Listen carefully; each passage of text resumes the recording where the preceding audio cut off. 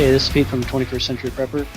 Today's podcast, we will be talking about how to get started in prepping or in preparedness or emergency, whatever you want to call it. If you don't want to call it prepping, you don't have to call it prepping.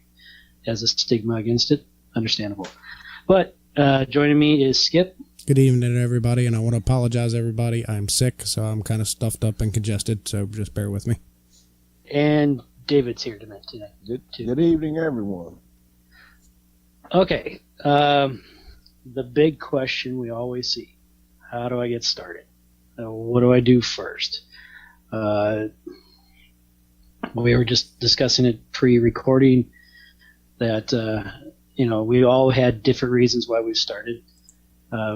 All three of us grew up in the Cold War era, so it was kind of just how we lived. Yeah, normal. We didn't have bug-out bags back then. I mean, my parents didn't.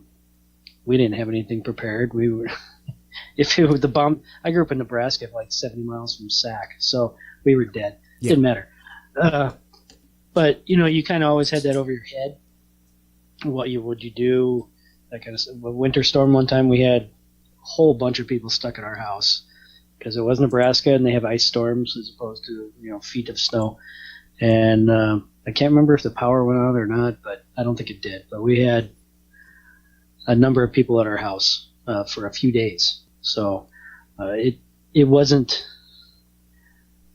We didn't consider prepping as something that we'd want to do or survivalist type thing. But I always had it in the back of my mind. I used to have this play walkie-talkie. It was a bass, actually. It was a bass walkie-talkie and a couple of extra walkie-talkies, so you could go out and when I was a kid, and that was like my radio station, And then I had like a little check box of like, I think I stole some cigarettes from a family friend when he was over, and I put like a pack of matches in there and a couple of tea bags, I think. I was like 9 or something. Oh my! So that's hardcore. It was hardcore. I stole, man. I stole. Don't steal. It's bad. Don't steal to get started prepping. I'm not abdicating that. Please don't steal. But as I got older, I mean, obviously your life changes constantly. And you go off to college or whatever, or the military, or go to work, and then you meet girls and have kids, and your priorities change. And in my 20s, I didn't really care anything. I was just trying to put food on the table at that time. And it was the 90s, so it was kind of carefree. The Cold War was over, and woohoo, we won, in quotes. And I kind of lost the idea of it. And then I don't know when it was, 2004. Well, it was after 9/11. It was after 9/11, a couple years after 9/11. I just kind of got back into it. I was more stable financially, and I had a family, and I started thinking about it, and it grew from there. I got divorced and got involved with someone else, and she liked the idea of prepping. She was a farm girl, so they always canned, all that kind of stuff. We did a garden together. I learned how to can that way. And we had a good supply of food. We probably had a year's worth of food stocked up. And we lived in an apartment. And when you live in an apartment and have a year's worth of food, you learn how to store it away. And then I quit my job because I hated it. And I was unemployed for a month and a half, 2 months, and we used that food to eat. So and then it just started growing from there. I did the typical bug-out bag and all that kind of crap. But when did you start, Skip? 2000 was my first year that I would consider myself as being prepared. We had a October hurricane here, and I can't remember if it was Isabel or Irene, and that was my first year that I lived here at the coast. And all hell broke loose. We lost trees and power and everything was gone. And after that, it was like, okay, I got to do something about this. So we bought a camp stove and some fuel, a couple cans of, Denny Moore beef stew or something like that just to keep on the shelf. And went by, I think it was the National Hurricane Center published back then, the 3 days of food, 3 days of water, the basics that the government publishes now. And that was kind of how I got into it. And each storm or disaster or whatever you want to call it that we had here, I kind of learned a lesson and changed things from there. Generator power, solar power eventually. And, it was, everything was lessons learned. And that's how I really got into prepping. Because, I could throw a softball and hit the ocean from my house with a good tailwind. So it's, Hurricane Sandy was a big eye-opener for us. And then in 2010, I had 2 back-to-back blizzards, and we got slammed with 6 feet of snow, and we were without power in the dead of winter for like close to 2 weeks. That's you talk about an inconvenience with a family. So. Oh yeah. How about you, David? We started in earnest after the May 1999 tornado that destroyed Moore, Oklahoma. All you had to do is be close by, see what those folks were going through. They had nothing, and there was a lot of scrambling around just for basic supplies, all for probably a week. And it was, fortunately, it wasn't a real widespread, but you had people 40, 50 miles traveling 40 to 50 miles, Walmart's, grocery store, wherever they could get things like that. And you begin to see that. There was a run on food, water was an item that was difficult. Drinking water was a difficult item to come up with. And, it kind of makes you think, and if you've got a family, and at that time we had 3 kids at home, and it would have been a major inconvenience. Right. And so that's when we started in earnest. And then as the kids moved out on to college, that type of thing, we actually got, our situation improved where we could do more. And that's kind of how we got started in it. Okay. So, how the average person could get started. And there's, lots of ways you can. You're going to get a billion different ideas from people. A lot of people think you should start with a bug-out bag. I was kind of that way, but now I've changed my mind where it's like, I've mentioned this before when we were discussing it. I was in a conversation last week, and this guy's unemployed, and he's got an injury, and he's wondering what to put in a bug-out bag. And everybody was listing off things, and no one said why. And that's kind of when people on the page ask, what should I have in my bug-out bag?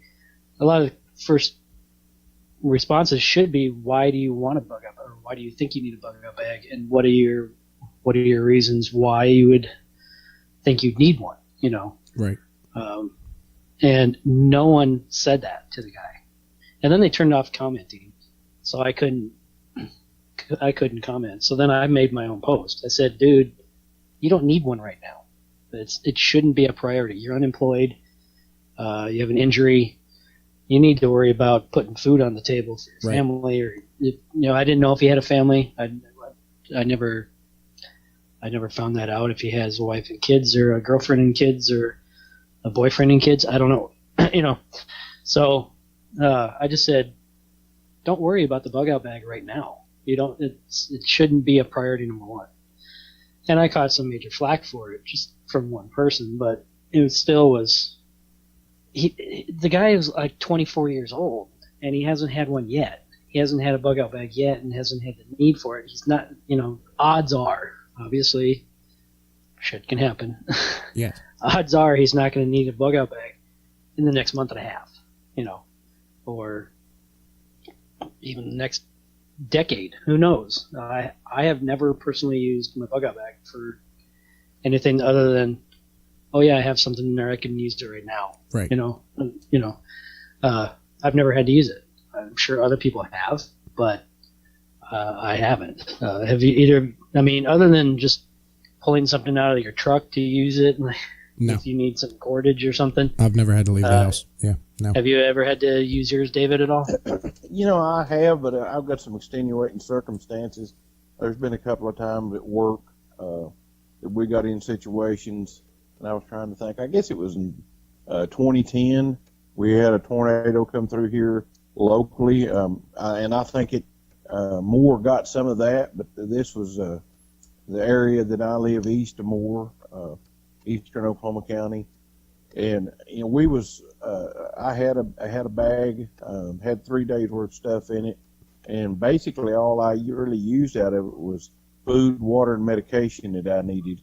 Right. I didn't have the time to change clothes, that type of thing. So, I had dry clothes. I did use socks and that type of stuff, but there was about 3 days that we went pretty much 24/7 or 24 hours a day, and so I did get to use some of that. And there was a lot of things that were in that. It's like the clothes, situation specific, that kind of thing. I took the clothes that I had, and I took it, like your pants, shirt. I did keep some shirt, dry underwear, 3 pairs of socks, just stuff like that. But like the pants, the type of pants that I work in are not what's in that bag now.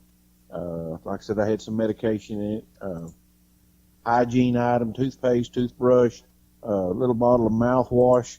Not anything fancy, but I did get an opportunity to use mine, and so then I got to rearrange it, and that's something that we kind of joke around at work about it, but that's something that the time of year Yes. will cause you to have to unload, change what you got in it out. It's like the clothing, but there's some very basic things that I keep in one all the time, and so like I said, I did get an opportunity to use one. Okay. So that's 1 out of the 3 of us. Yeah. So, and if someone's first getting started, or is contemplating it, we kind of covered this in the Bug Out Bag podcast, that the people just inundate these guys and ladies with these lists of stuff, and hopefully it doesn't scare people away. Like, that's crazy, I don't need all that stuff. I think the first thing you need to do is sit down with a piece of paper, and your spouse and loved one or whoever, or if you're single, just sit down with a friend and bounce ideas off of them. Even the group. Or parents or whomever, coworkers or whatever, and just talk about what kind of concerns you have, or if you live on the coast, obviously it'd be hurricanes or whatever, and just an average power outage. If there's rolling blackouts in parts of Florida all the time because of overusage of the grid and all that kind of crap. And there was a couple years ago back in California, the rolling blackouts, and sit down and figure out what your issues you could face would be. I've discussed it before. The issue here for me would be a little bit for tornadoes. We were just in a tornado watch 2 days ago. Denver went to a warning. It did happen to the east of us, and I believe there was a touchdown to the east of us, quite a few miles, but it was here in the state. And we have a railroad track going through town with trains that zip through about 55, coming from North Dakota, where they load up crude oil, and it might be shipping, I don't know, whatever other stuff they ship. That could be an issue for us. That's really literally the 2 reasons I would have to leave my house. Tornado my house left me, but Yeah, right. or could possibly leave me. I'm not concerned about war. Some people are concerned about war. I'm not. That's kind of one of those fantasy things for me. I don't know what else to say about that one. But I'm pretty. There are 2 nuclear power plants in Minnesota, and the one is the closest one is about 140 miles from me, I believe, 145, something like that, and it's downwind from us. So, and I'm not just talking. Well, the wind can blow south too, or from the south too. No, it's the jet stream. The jet stream's zooming over my head most of the time. So and the jet stream doesn't go backwards. It goes one way. So I'm not too concerned about that. I have family members down that way. Actually, I have a couple of family members that live within sight of it. So that is their concern. One of their major concerns is the power plant. So just sit down and just figure out what your issues would be that you possibly could. And of course, there's power outages, but that's minor to me. If the power is going to be out for a couple of hours, it's minor. If it gets into a couple of days, then we're talking issues. But right now, we don't. I think the longest we've ever lost power here has been an hour. We've been here 6 years, so and that's through winters and everything. So, yeah, I can't say I've been that fortunate. We've had some pretty extended power outages here, and that's never fun, especially when you got kids, young kids at that. Yeah, it would suck. Yeah. Oh my gosh. Phew. It was funny because my daughter, we come here was it a week ago, 2 weeks ago? It's irrelevant, I guess. And we lost power and kicked on the solar power and watched TV and everything else, and it's just second nature for them now. It's like no big deal, and it's like I'm thinking back 10 years ago, and I was like, we lost power for a couple days, and it was like the end of the world. You know what I mean? It's amazing. Oh yeah. Mm-hmm. It's amazing how much that just one little investment pays off when you need it to. You know what I mean? Yeah. It's crazy. Dad had a smart idea. Yes, he did. It's amazing. Keep the kids quiet so I can think. Exactly. Or you got it. Or not be taken to jail for hurting them because they're bugging because it's been 3 days without power. Right. Oh, yeah. So I think that would be the first step is find out what you need it for, and then decide. Let's say if your problem is flooding, your major problem is flooding because you flood every couple of years. Maybe having a stockpile of food in your basement, if you have a basement, of course. It's not the best idea. May not be your best thing to focus on. Maybe then your bug out bag is the number one thing that you want to, or have some totes, pre-made totes ready to go, and the information about your house and your property and whatever that we've talked about before in bug out bag one. That might be your priority because you need to get out of your house and go, and you won't start completely 100% or 99% over. Maybe you only start 90% over that because you saved some of your stuff. Same thing with the Gulf Coast, the Gulf Coast or the East Coast with hurricanes.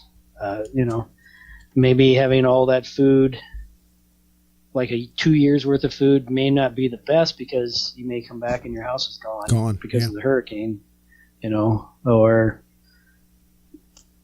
so it varies from person to person, the situation of what you should really do first, and you really need to sit down and figure out what that is for you, because it doesn't pay to have all this stuff and then lose it right away, because of your number one situation you could face, and you lose it because of that. It would be kind of ridiculous then to focus on all this food. Well, I think you hit it on the head earlier when you said sit down and assess what part of the country you live in, and what if you play the law of averages, what's the most likely thing to happen? Okay, if you're like you said, if you're in Florida, you're probably going to have to worry about a hurricane versus an earthquake. So you can prep accordingly for what you're dealing with. So if for me here, the toxic spill from a train derailment, I might only be gone for a day or two, if it's that long. It might be a couple hours or what. A tornado, obviously the house could be gone, but I do have a basement. It's a full basement. So if I do have a bunch of food down there, I have some of it in my tornado shelter. I may not lose all of it because if the house gets blown away. Right. So my big thing here is winter storms also. Not like it's the 1950s anymore and you're snowed in for 4 days or 5 days. The plows are out running unless it's a Sunday because they don't run the plows on a Sunday. Really? No, they don't. Oh, it's called overtime. They don't. It sucks when it starts to snow on Saturday morning. You're like, oh crap! They're not going to touch it until Monday morning, and then you got 2 days of driving on it, and it's just shit for the rest of the winter. You always want common sense. I've never heard that. Up until Thursday, and then no snow on the weekends. So I mean, but still, as a community, it gets cold here. I mean, 25 below. You can keep that. Ambient temperature, Fahrenheit. And then you mix in the wind, and so it's 40 below with the wind chill. You don't really want to run to the grocery store to get some. Yeah, no. Twinkies, or whatever. Or the kids, obviously, I want some ice cream. Yeah, right. I'm not going to the store to get ice cream when it's 40 below out. There's some ice cream downstairs. Go get it. So, for me, stocking food seems like a thing to do because there's only one major reason, and it wouldn't even be totally why I would lose the food. I would lose all the food would be a tornado. So for me, stocking food, having a garden, whatever makes sense for me because there's only one way it's going to get destroyed, and that's from the tornado. Right. As opposed to someone somewhere else. There's wildfires. There could be a earthquake. The West Coast doesn't get too many, what do they call them in the Pacific? I want to say hurricane, but yeah, typhoon. I don't think they have tornadoes. Yeah, they get typhoon. It's typhoons. What do they call the storms in the typhoon? So, not that California gets too many. When was the last time they got one? I don't know. Baja got hit with one not too long ago, but I don't think it was a big one. But usually, do they get as far high north as California? I don't pay attention to the weather on that side of the country, honestly. Not that I remember one. I can't think of anything in my lifetime that I remember. Nothing. Yeah. Hawaii does. Yeah, I can't think. Hawaii, yeah, but like California and Oregon and Washington, I can't remember anything in my lifetime that they've gotten one. So the big thing that I think that everybody everybody wants to rush out and buy a year's worth of food and water and this and filtration and stuff, and the biggest thing you can do to start prepping is just start small with a box of Band-Aids and stuff extra in the house. And people always think big when you can start adding little things at a time. So that God, I mean that's common sense. Right, exactly. Yeah. That's one of my deal. I'm big on this list thing. Yeah. And we were talking about a list a while ago. And there's a copy of that in the file. All you need to do is assess what you got on hand. That's going to be the stuff you need anyway. Right. Some of it, you might want to start looking at some things maybe for long term, but it's kind of like we were talking about a while ago. It's fair to say 3 to 5 days that you may be without power, water. You may not have gas or electricity, any of that. So that would be the things that I would focus on first. And like I said, you've got things here at home. It's like canned food. Yeah, toilet paper. Something, people don't think about it, but in a situation like we were just talking about, that would be that's what you'd have to go to, because you probably, if you have anything frozen, the last thing you want to do is start fanning the freezer door, right, in and out, and then it all spoils because it thaws out. And if you leave it, you leave the door closed, there again, that's common sense. But you leave the door closed, eventually it's going to thaw out. But you're not speeding the process up. Right. And you've got other things that you can go to, and hope the power does come back on. But if it doesn't, you're planning. We're about to have a cookout here, and here's what we're going to have to deal with. But it's all just common sense. You stop and think about it. Like I said, I'm big on the list. Check it off, and that does two things. Kind of lets you know where you stand as far as getting ready, and you just turned into a prepper just by doing that inventory, and you haven't had to spend a penny. Right. Yep. Yeah, and then just normal everyday stuff. Buy an extra tube of toothpaste. Yeah. Buy extra toothbrush. Yeah. Who changes out their toothbrush every time they have a cold? Well, and you make sick. mention of that. When most people go to the dentist, and get their teeth cleaned a couple of times a year. Every time you go, I don't know about anywhere else, but the dentist that I use, they give you a toothbrush. They give you dental floss. They give you a toothbrush. They give you a small tube of toothpaste, and it's in a little bag.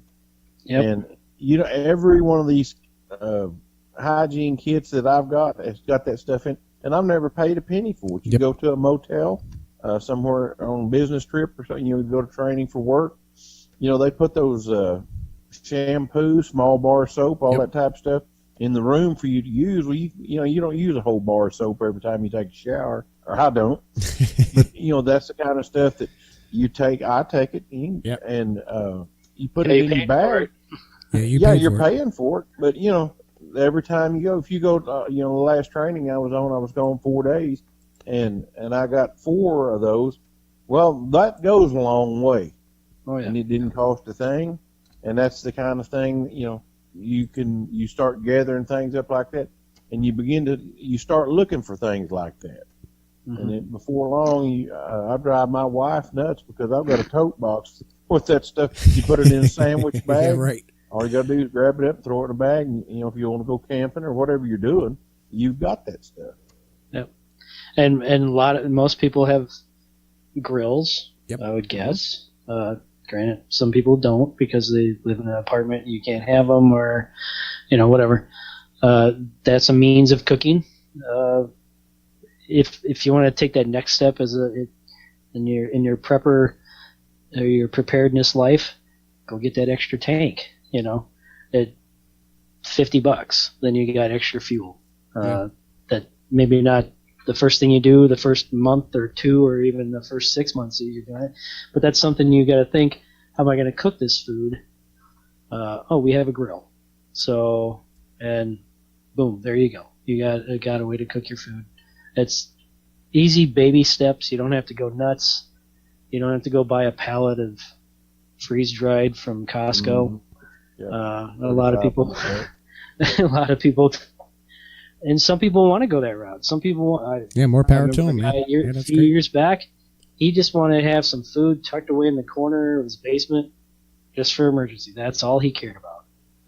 And that's fine and dandy too. But do you know what that food's like? Are you gonna eat it when you actually need it? Are you gonna be able to eat it? Yep, I agree. So, and is it going to be enough for you? Are your kids going to eat it? Because if the kids aren't going to eat it, you're just going to... No, that'll make you miserable, yeah. You're back to being miserable. Back to being miserable again, yeah. Be hungry. So, and you just spent, $600 on something you're not going to use. So, I'm a big advocate for canned and dry goods, because it's the normal everyday stuff you already eat. And it's easy to keep track of, and it's like, oh, we've got 10 cans of corn left. Let's buy some more cans of corn. Yep. Or whatever it is. Your Dinty Moore beef stew. I'm a big believer in buying what you eat, like you said, because if you don't like it, you're not going to eat it, and if you're not going to eat it, you're going to go hungry, and your kids and everything else. Or if you end up eating it because you're really hungry, you're going to end up hating it. Yes. And then you're going to be even more miserable, and it just makes the situation, you get irritable and you start bitching at people, and so if your kids like the alphabet spaghettio stuff, grab a couple cans of the alphabet spaghettio stuff. with the wieners in them. Yep. You know, and have them on hand. And then it's like, Dad, we're bored. The power's been out for 2 days and we got nothing. You know, they've been playing Xbox for 27 hours straight, and now they're bored again. And you know, you don't. Hey, look what I got! I got SpaghettiOs with wieners. And see, that's cheap too. All right, right, Dad, you're awesome. And that's cheap. So you can get that stuff on sale for like 40 to 50 cents a can when it's on sale. And I mean, even the name brand stuff, I think, is 80 cents a can. So I mean, you know, just when you buy it, check your expiration dates. Make sure that it's not something that's going to be 2 months away. And most of that stuff lasts at least a year. By the expiration date, I'm not going to go into that, but you know, I mean, you're going to eat them in a year. Your kids will eat that in a year. You can make them have that for lunch in a year. You know, you buy a case of it, leave it sit on the counter or on the pantry shelf or whatever, and it, you know, like you said, when you need it, it's there. You cook it right in the can on your gas grill. You know what I mean? Yep. And all of a sudden, one day you got a house full of kids because your kids just invited their friends over. You dump 4 cans in a pot, and you're good to go. And then put it on your list for the next time to buy 4 more cans. You know, there you go. Yeah. Not all emergencies. Replace the inventory. Right. Not all emergencies are life-threatening or power outages. Sometimes it's just a house full of kids. You know. And I mean, like or the in-laws said, came over. One good thing we were talking a while ago about. Here, mother-in-law. We were talking about just a little bit ago the prep deal, and we were talking about, you know, the guy that had lost his job and all. Mm-hmm. That's real world stuff. That's real world stuff. Yeah. And you use this stuff, and I'll use my example. And a year ago, I was going along with a job and got called in one Friday, and you know, funding's been cut on this. See you. And you know, fortunately, about a month and a half down the road, I was drawing a paycheck again, but stuff that we had put back financially, food, that type of thing, kind of cushions that. Yes, it does. And it makes a stressful situation. That's something you don't have to worry about. Yep. And it takes a little bit of stress off of it. Right. And that peace of mind is nice to have. Yes. Huge. You know, we talk about prepping, you know, wars, storms, that type of thing. A loss of employment that's very real. That's very real. Yeah. Yes. Illness. Everybody, illness. You know, you're laid up accident, you know, from a car injury or accident, you know, wreck, break your leg out painting your house, fall off a ladder, break your leg, you're laid up. You know, it's still the same, but it's a peace of mind, and those are, like I said, those are a lot more likely to happen to you than North Korea coming over here and attacking us or something. You know, that type of stuff. You got it. Or even the zombies. Exactly. Sorry, Skip. Yeah, we can only. Sorry, hope. Skip. Yeah, we can only hope, buddy.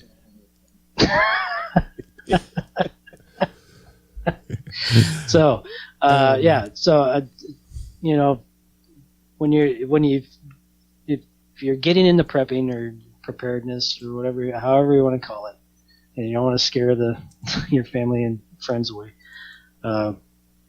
just ease in. You know, the best way is ease into it and don't go. I kind of went nuts when I first had some financial freedom and I bought that bag that I've talked about before. Right. And filled it up with a bunch of crap. I look back now and go, that was stupid. I look back now and look at stuff I bought a year ago going, what the hell did I buy that for? You know? Yeah, but the mission changes, you know. From your my mission deal is, you know, it's season to season, but, you know, and you kind of got to allow for it. But, you know, I've got 3 bags. I've got one for winter, summer, and fall that, you know, just in Oklahoma, the weather changes that much. Oh, yeah. And, you know, and that's just one example of it. My overbuy was Vienna sausages. I bought the hell out of them little cans of Vienna sausages for 50 cents a can. And I never even thought about, crackers, oh my God, I never even thought about trying a Vienna sausage or seeing if I could make a Vienna sausage taste like anything other than ass. Excuse me if anybody likes Vienna sausages, but yeah, we tried everything under the sun and I got stuck with like 40 cans of 50-cent Vienna sausages that went to the food bank or something. You know what I mean? It's like, yeah. Well, you helped someone. Yeah.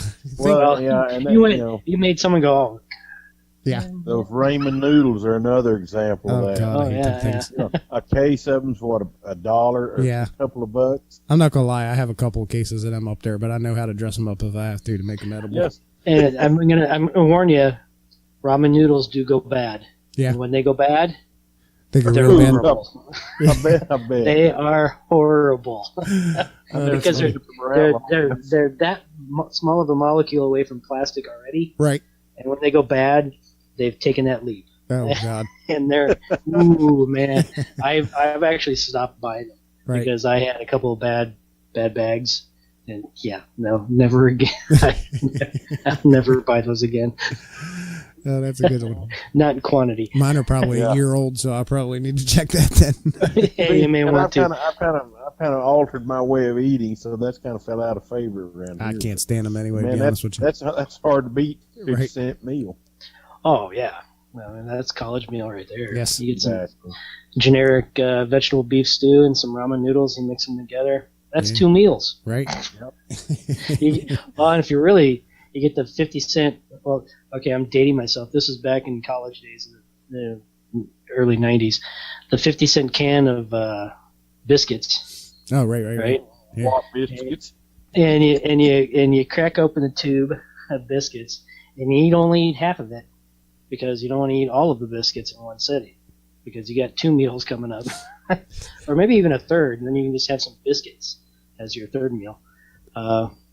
And so you got like 2 or 3 biscuits, and then you have your ramen noodles and your cheap vegetable beef stew. There And you you go. mix it all together, and you have your biscuit. And maybe you stole some butter from KFC. there There I'm you back go. to stealing again. Don't steal. Reallocate. You got some butter from KFC because you have just happen to go in there and get a napkin or something. Use the bathroom, and you're good. You're good to go for 2 meals, and it's like all of $1 Right. for 2 meals, maybe even 3. You could stretch it, and then you have plenty of money for beer There you go. There you go. Important stuff. The most important thing, right? Yeah. on Saturday for college. Take the girlfriend out to McDonald's, trying to impress her. Yeah, right. So yeah, to getting into it, I don't think you need a bug out bag right away, unless it happens to be one of your priorities where you have to maybe leave your house. Then a bug out bag would be something, Well, and and even food there's- allocation may not be something you need. there are some training opportunities that cost you nothing. That when you leave there, you'll have a certificate. You'll know how to do some first aid, just very basic things. They'll give you that bag. Ah. I'm not gonna tell you what it is, but we hear a lot about it In the group, yeah. in the group. But it's I think it's funded by FEMA. Red Cross may have one similar to it. They'll give you the bag. They'll give you the stuff to go in it, and they'll teach you how to use it. Oh, cool. Yeah. So, to really get started, it doesn't take that many steps, and it doesn't take that amount, a whole huge amount of money. Try not to drive yourself by fear. That's one big thing. Yeah. A lot of people are driven by fear. It's like, what was it, last summer? The big North Korea thing with them testing their missiles, and people were just going ape. And there was pages where it wasn't the admins; it was people on the page, and the admins were dropping the ball on all the posts about how North Korea was going to nuke us, and it's like, are you seeing the same stuff I'm seeing? Because right now their missiles can't even reach, halfway across the Pacific. Yeah, half of them don't even work. And we did, yeah. And people were telling people are freaking out, and there's other people telling them they should move from the West Coast, uproot their family and move to, and then of course Yellowstone there's 400 active tremors around Yellowstone, so then you couldn't move to anywhere in the Midwest because the Midwest is going to get blown away by Yellowstone going up. So people are just driving everybody by fear, and I got into some very heated discussions with people because I was telling them to shut up, Right. pretty much, because and Yeah, it's bad, I don't man. think I It's got a any common death threats sense from it. thing. Yeah, I don't think I got any death threats from any of them at that time, but it was calm down, everybody. Calm down, take a breath, Really look at what is being said and not just read what you see on Facebook. Go search it out, and, that kind of stuff. So if you're just getting into the movement, or if you're trying to convince some family members or whatever, don't drive them by fear. Don't drive yourself by fear. Sit down, take a breath, do some research. Yeah, do a real threat assessment. I mean, you can really look at your news for the last 6 to 8, 10 months, whatever. I mean, just using Maryland here as an example. That's where I'm at in Maryland. I know I'm getting a hurricane. We've had probably, 6 tornadoes in the last year within 40 miles from me. I've had flash flooding. I've had, we had a couple pretty good snowstorms, yeah. And, I mean, that's real stuff that has happened here within the last year. So, I mean, what can you do for the flash flooding? Well, you can have, I know we're not advocating a bug-out bag, but you could have a bug-out bag. You can have your documents ready. You can have your flash drive ready. What can you do for the hurricane? Same thing, but you might be starting thinking about alternative power sources, food, water, water filtration. And we start talking about the tornadoes. Well, you're back to your bug-out bag and maybe a good weather radio and, first aid kits and how you're going to prep your house for that. I mean, you can really legitimately start just by looking at what's going on around you within the last year. Well, in that one training situation I was talking about, that bag they give you would give you nearly everything you need to take care of most of what you were talking about. Right. I would say, when you just brought it up now, if you sit down and do your assessment, and whether it should be almost everybody's first number 1 or 2, right? Mm-hmm. And unemployment and injury. I agree. I agree with the unemployment thing. Yeah.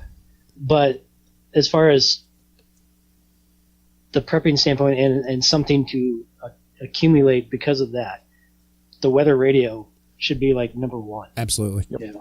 If you live on the coast, or if you live in the Midwest, where Tornado Alley like you do, David, and me on the fringe, the weather radio should probably be one of the first things you actually buy. Because you already have some food, most likely. Let's hope. And I've been doing that 9 meals from Anarchy thing. Yes. And most grocery stores, 3 days from whatever. It's all bullshit. I've been reading that stuff and not from news agencies, organizations, whatever. I've been reading like trade information. Most grocery stores, the butter, the milk, the bread, the produce, and probably the meat and stuff, the fresh meat will be gone rather quickly, like in 3 days. Right. But everything else, if it's an average size grocery store in America, now granted, there's some that are huge and gigantic, and there's some that are really dinky. But the average size grocery store, like what was the size? 40 to 80,000 square feet, I think it was. 21 days is the amount of regular purchasing. Right. 21 days. That so just if you doesn't sound dramatic. Yeah, it doesn't, does it? It doesn't. It's not that. Oh my God! That won't get my ratings up. The sky is falling on it. It's not. And now, granted, that doesn't mean, like I said, regular purchasing. So if it's something's happening, that 21 days is going to go down. But if everybody takes it one step at a time and says, like, the power's been out for a couple of days, but eventually power's going to come back, and we don't have to go buy 3 grocery carts full of food. Right.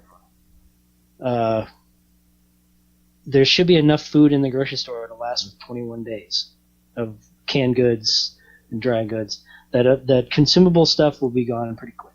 And that's what, when we see all those pictures, what are we seeing? We're seeing the aisles with the water. We're seeing the produce section. Right. The bag, bread, water, and milk. The bread, water, and milk. They're always empty sections, but they never show you the soup aisle. Right. Do you? Do you never see the soup aisle? You never see the pasta aisle. they never show you pictures of those aisles. You know, oh my God, the sky is falling, but over here, you know, the chip aisle is going to get wasted out too. Believe me, I worked in a grocery store for 15 years. The chip aisle is going to get wasted before a quickly. hurricane here because of hurricane parties. So, The pop and it's going to be produce, meat, bread, pop, chips, and then eventually it'll get to there's flour and sugar will probably be one of the last things Right. gone because no one's going to buy that crap till the very end. So yeah, 21 days, the 9 meals from anarchy is not true either. I've been reading some stuff about that. It's much higher than that because the way we eat and the caloric intake we have, generally most Americans do more than 2,000 calories a day. You know, you can hit almost 2,000 calories just having a Big Mac and large fries, Right. and a pop, and then that's only one meal out of the day. So, you know, as I've gotten more into this and read more real information, it sounds weird coming from someone who runs a page. Yeah. Don't believe what you read on prepper pages. Don't believe it. If it's on the internet, it's really not always bizarre true. for me to say Right. that. But if you have a question, ask people about it. Ask people for personal experience, and then go research it yourself. And actually, I have that in the pinned post on the page. You know, I've always had that. Yep. It's an opinion-only page or group. Take the information you get and go research it some more, and really research it. You know, so as the page has progressed and as I've learned more, the attitude from day one is completely now different. It's different than it was in day one. So please don't prep out of fear. Yeah. Just You prep to Prep not out be of- afraid. I mean, that's why I prep, is to not be afraid. You know? yeah, yep. self-reliability. That's what it's about. Yep. Well, just like that video I posted the other day, the truck accident. Yep. You're your first responder at all times, and you're probably someone else's first responder, possibly. You know, so just take care of yourself. Don't expect to be helped out by anybody until everybody else. There's people out there far worse condition than you are, and they should get the help first before you do. I mean, it's some people are going to be selfish and demand, you know, but there's the elderly, the truly poor, the sick, the mentally and physically handicapped, all have higher priority than typical Joe Blow that, you know, has a okay life, you know, whatever. So, anybody got anything else? No, I think we about covered it. Yeah, I think we've done that. I think we hit at least minimum 3 days food, water, you know, some sort of first aid. One thing we didn't talk about is with prepping is you can prep daily by just gaining knowledge. You know, look at our file section, like you said. You know, you can learn a lot in that file section. So yeah, check out the file section at Yeah. 21st Century Prepper. Lots of information there. I'm also going to throw out, they're no longer on Facebook, they're now on MeWe, but the Survivalist Library, he has a ton. I mean, it makes our file section look like a little golden book compared to Encyclopedia Britannica. You know,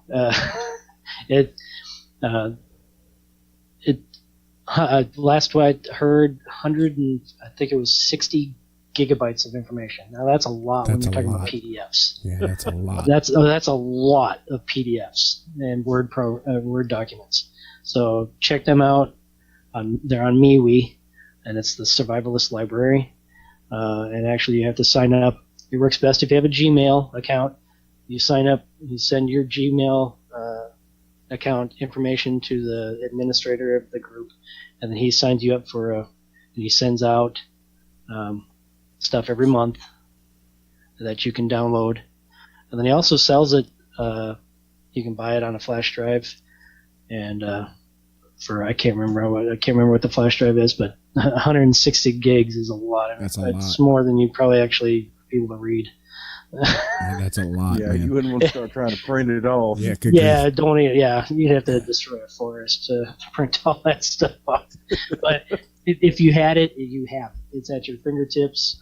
If you're ready for it and you have a way to read it through either a laptop or your phone or whatever, then you're always going to have the information, and you can search for it and find out how to make molasses out of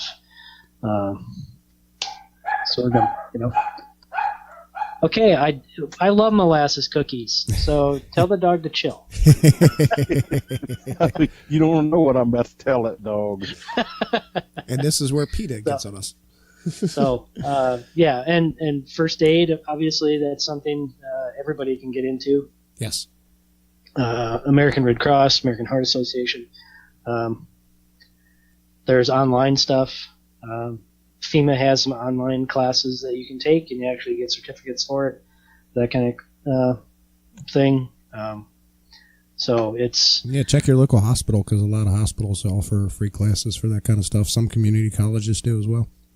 Yep. Well, and I took a class the other day, and actually got a pretty neat first aid kit out of the deal, and it's managing these arterial bleeds. I don't remember what they called it, but I don't think that didn't cost us anything. There you go. Yeah. I mean, it's out there. You just got to look. Yep. Yeah. Just ask, Google or Bing or whatever you use. Just look for stuff in your area. You may have to drive 20 miles or something like that, or farther if you live out in the sticks like I do. But information is king. Even over having an extra can of SpaghettiOs. If you know how to handle some situation, you're better off than the person that doesn't. So just don't prep out of fear. It's one of those that's going to make you make mistakes, spend money you don't have to. I think that covers most of it. I mean, every person's different. Don't expect to be like the guy that lives down the street the same way he is, or your buddy John, who's been doing it for 5 years or whatever, and finally has talked you into it, or got you to think about it more. Everybody's different. Everybody has different needs, different abilities, skills, means of doing anything. Some people can go by an island, or at least wish to go by an island. Skip. Yeah, that would be me.